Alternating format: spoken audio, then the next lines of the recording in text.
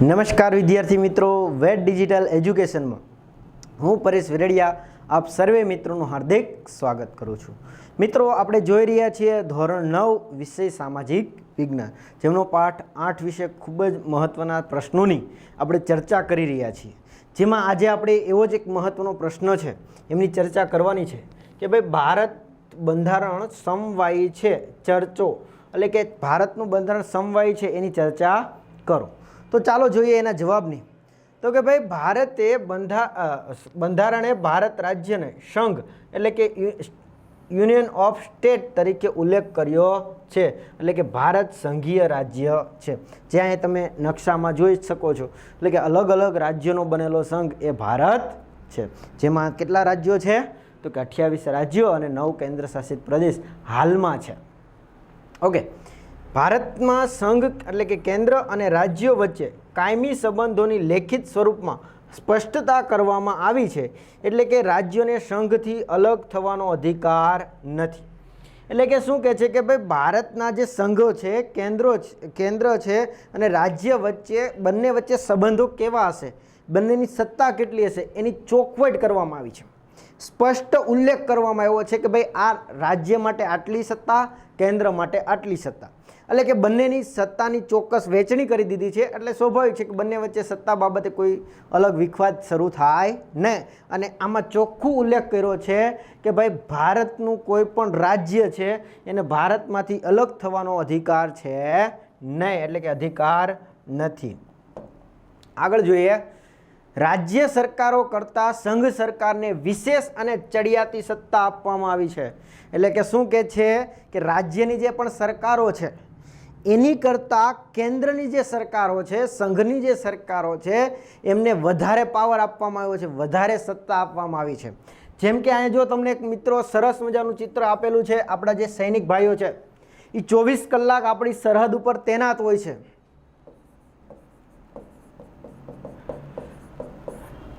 તો 24 કલાક એ સરહદ ઉપરથી આપણું રક્ષણ કરે છે, સમજો। પણ હવે આ જે પણ સરહદ, હવે ફોર એક્ઝામ્પલ આવી સરહદ ગુજરાતમાં પણ છે। ગુજરાતમાં કચ્છમાં આવી સરહદ છે, કયા દેશની આવે છે? તો કે પાકિસ્તાનની આવે છે। આવી જ રીતના રાજસ્થાનમાં આવે છે, આવી રીતના પંજાબમાં આવે છે। તો આ અલગ અલગ રાજ્યોમાં આવે છે। તો શું એની રક્ષણ કરવાની જવાબદારી શું માત્ર રાજ્યની જ છે? નહીં, એનો પાવર કોને છે? કેન્દ્રને છે। એટલે કે જે પણ અહીંયા જે મિલિટરી ગોઠવવામાં આવતી હોય છે એ બધી જ સત્તા કોનો ઉપયોગ થઈને થતી હોય છે? તો કે કેન્દ્રની સત્તાનો ઉપયોગ થઈને આ લોકોની નિમણૂક કરવામાં આવતી હોય છે। એટલે આ વસ્તુ છે કે ભાઈ ભારતના રાજ્યો કરતાં વધારે સત્તા કોની પાસે છે? કેન્દ્ર પાસે। જો આ સરહદ ગુજરાતમાં છે પણ રક્ષણની જવાબદારી કોની રહેશે? કેન્દ્રની, એટલે એની પાસે વધારે સત્તા છે આપેલી। આગળ જોઈએ, સંઘ સરકાર અને રાજ્ય સરકારો વચ્ચે કાર્ય અને સત્તાની સ્પષ્ટ વહેંચણી કરવામાં આવી છે। જેમ આપણે આગળ જ કહી દીધું કે ભાઈ કેન્દ્ર સરકાર, સંઘ એટલે કઈ? કેન્દ્ર। જો અહીંયા ઘણી જગ્યાએ મિત્રો ધ્યાન રાખજો, કેન્દ્ર સરકાર પણ આપે અને ઘણી જગ્યાએ તમને સંઘ સરકાર પણ આપશે। એટલે કે કેન્દ્ર સરકાર એટલે કે સંઘ સરકાર અને રાજ્ય સરકારની જે બંને વચ્ચેના કાર્યો છે, કામો છે, એની આ સિવાય એમની શું છે? સત્તાની વહેંચણી, એ બે વચ્ચે ચોખવટપૂર્ણ એની વહેંચણી કરી દેવામાં આવી છે। સ્પષ્ટ ચોખવટ કરી દેવામાં આવી છે કે ભાઈ આની સત્તા આટલી જ, આની સત્તા આટલી જ, બેને એકબીજામાં ઇન્ટરફિયર થવાનું નહીં। તો આવી ચોખવટ છે એ કરી દેવામાં આવી છે આપણા બંધારણમાં। બંધારણે રાષ્ટ્રીય હિતોને સર્વોપરી ગણ્યું છે। એટલે કે બંધારણે છે એ કોઈ પણ રાજ્યની વાત હોય કે ભાઈ દેશ કેન્દ્રની વાત હોય, કોઈ પણ હોય, એમાં રાષ્ટ્રનું હિત છે એ સૌથી ઊંચું ગણવામાં આવ્યું છે। સર્વોપરી ગણ્યું છે એટલે સૌથી ઊંચું ગણવામાં આવ્યું છે। હું તો કે રાષ્ટ્રનું હિત, દેશનું હિત થવું જોઈએ, દેશનું હિત જ છે એ સર્વોચ્ચ ગણવામાં આવ્યું છે। દેશમાં સ્વતંત્ર, નિષ્પક્ષ અને તટસ્થ ન્યાયતંત્ર રચના કરવામાં આવી છે। તે બંધારણનું અર્થઘટન કરવાની અંતિમ સત્તા ધરાવે છે। એટલે કે શું કહે છે?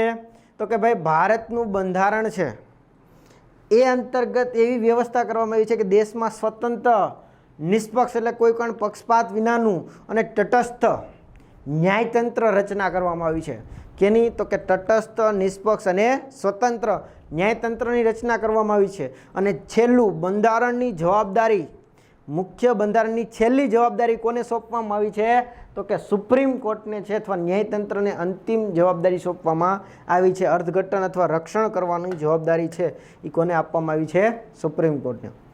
કાયદા ઘડવા માટે સંઘ યાદી સૌથી વધારે વિષયો અને રાજ્ય કક્ષાના મહત્વના વિષયોમાં સમાવેશ કરવામાં આવ્યો છે. એટલે કે જે કાયદાઓ ઘડવામાં આવે છે, જે ખરડાઓ પસાર કરીને જે કાયદાઓ ઘડવામાં આવતા હોય છે કોઈ પણ બાબતના, તો એ કાયદામાં સર્વોચ્ચ સત્તા કોને આપવામાં આવી છે? કેન્દ્રને. હવે એ અંતર્ગત આપણે વાત કરી ગયા આગળના પ્રશ્નમાં કે ભાઈ 3 યાદી બનાવવામાં આવી છે, સંઘ યાદી, રાજ્ય યાદી અને સંયુક્ત યાદી.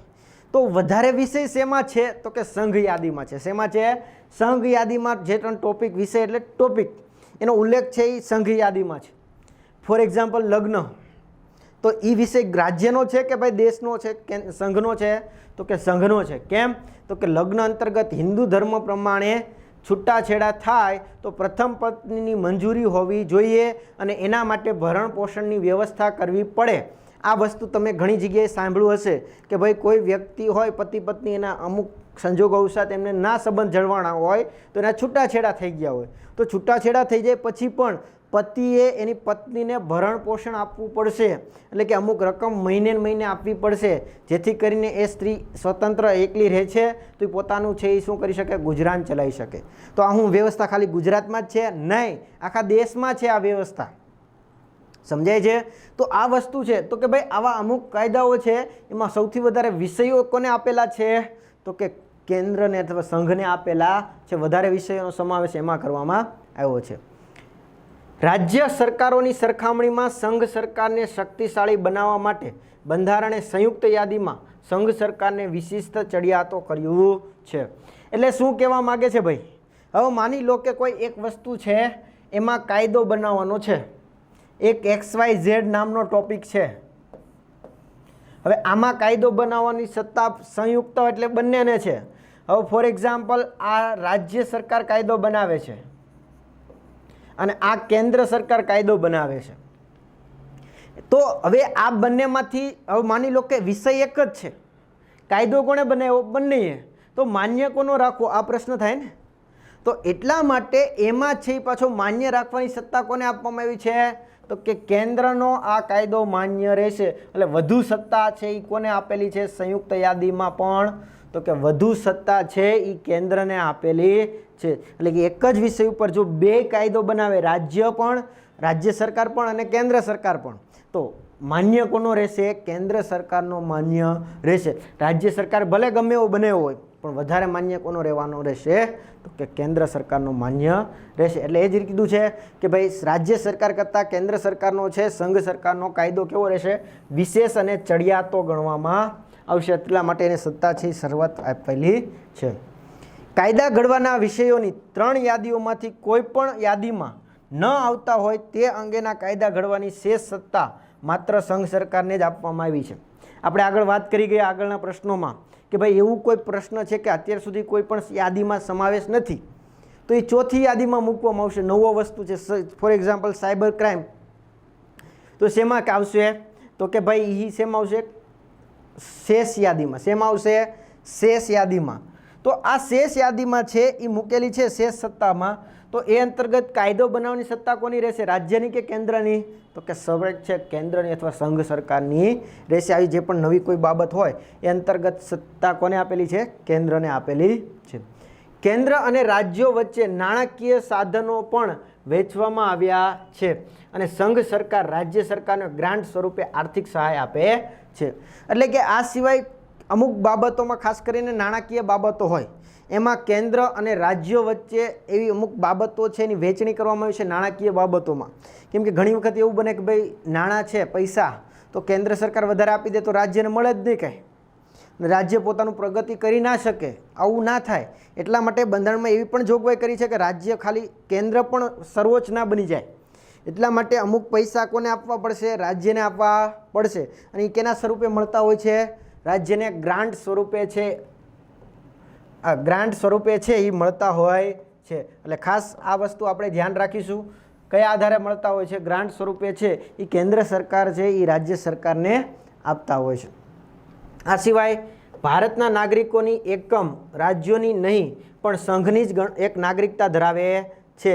એટલે કે શું કહે છે કે ભાઈ ભારતના જે નાગરિકો જે પણ રાજ્યમાં રહેતા હોય એ રાજ્યની નાગરિકતા નથી ધરાવતો. ક્યાંનું નાગરિકત્વ ધરાવે છે?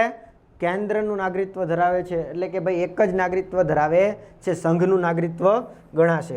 જમ્મુ કાશ્મીર રાજ્ય સિવાય ભારતમાં નાગરિકોને માત્ર એક જ નાગરિકત્વ આપવામાં આવ્યું છે. એટલે કે જમ્મુ કાશ્મીર જે અહીંયા તમને આપ્યો છે જમ્મુ કાશ્મીરનો નકશો, તો કે જમ્મુ કાશ્મીર સિવાય બાકીના આ જમ્મુ કાશ્મીર રાજ્ય, તો એ સિવાય બાકીના બધા રાજ્યોમાં એક જ નાગરિકત્વ છે. પણ જો કે હાલમાં એટલે 2021ની વાત કરું છું અને આપણી ચોપડીની રચના થઈ છે 2015માં. ક્યારે? 2015માં આ ચોપડી બનેલી છે, તો સ્વાભાવિક છે કે જૂનું છે. તો હાલમાં 2021માં આ ભારતમાં જમ્મુ કાશ્મીર પણ એમાં પણ આ જે ડબલ નાગરિકત્વ હતું, બેવડી નાગરિકત્વ હતું, એને શું કરવામાં આવ્યું છે? રદ કરવામાં આવ્યું છે અને એને પણ સમાન નાગરિકત્વ આપવામાં આવ્યું છે. એટલે તો હવે પછી અત્યારે આપણે આ જૂની સિસ્ટમ પ્રમાણે જ ભણવાની છે, પણ ચોપડી જ્યાં સુધી અપડેટ ના થાય ત્યાં સુધી આ વાક્ય રહેશે. એટલે ખાસ એ વસ્તુ તમારા મગજમાં ક્લિયર કરી દેજો. લખવાનું આપણે આ જ રહેશે, લખવાનું આ જ રહેશે, પણ મગજમાં એક વસ્તુ આપણે ભણીએ છીએ તો એક વસ્તુ અપડેટ હોવા જોઈએ કે અપડેટ પ્રમાણે હાલમાં એક પણ રાજ્યમાં બેવડી નાગરિકત્વ નથી, બધા માટે કેવું છે? સમાન નાગરિકત્વ છે. એ પણ આપણે ધ્યાન રાખીશું. કટોકટી સમયે દેશનું બંધારણ સમવાયી તંત્ર મટીને એક તંત્રી બની શકાય તેવી જોગવાઈઓ પણ કરવામાં આવી છે. એટલે કે જ્યારે ઇમરજન્સી હોય, કટોકટી હોય, ત્યારે જે સામાન્ય સ્થિતિમાં કેવું હોય છે? કેન્દ્ર પાસે પોતાની સત્તા કાયદા બનાવી શકે, એવી જ રીતના રાજ્ય પાસે પણ પોતાની સત્તા સ્વતંત્ર હોય, એટલે કે સમવાયી તંત્ર કહેવાય. પણ જ્યારે કટોકટી ઇમરજન્સીની સમય છે, કોઈ બાહ્ય આક્રમણ છે, યુદ્ધનો સમય છે, યુદ્ધના માહોલ છે, અથવા કુદરતી આફતનો પરિસ્થિતિ હોય, પણ જનરલી કુદરતી આફતમાં આવું વસ્તુ ના થઈ શકતું હોય, પણ જનરલી બાહ્ય આક્રમણ કે જ્યારે આવી રીતના કોઈ ઘટના હોય ત્યારે કેવું ફેરવવામાં આવતું હોય છે? તો કે ભાઈ એક તંત્રીમાં ફેરવી નાખવામાં આવતું હોય છે. એવી વ્યવસ્થા, ફેરવવાની વ્યવસ્થા કેમાં છે? તો કે આપણા બંધારણમાં ઉલ્લેખ કરવામાં આવ્યો છે, બંધારણમાં જોગવાઈ કરવામાં આવી છે.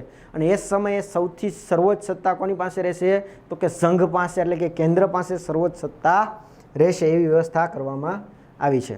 તો મિત્રો આ આપણે ખૂબ જ એક મહત્વનો પ્રશ્નની ચર્ચા કરી. આપને 4 ગુણમાં પ્રશ્ન પૂછાય છે અવારનવાર, તો પણ આપણે આવી રીતના વ્યવસ્થિત લખીએ તો પણ આપણે પૂર્ણ ગુણ મળી શકે. તો આ વિડીયોમાં આપણે આટલું રાખીએ. ફરી મળીશું નવા પ્રશ્નમાં નવી માહિતી સાથે. Thank you.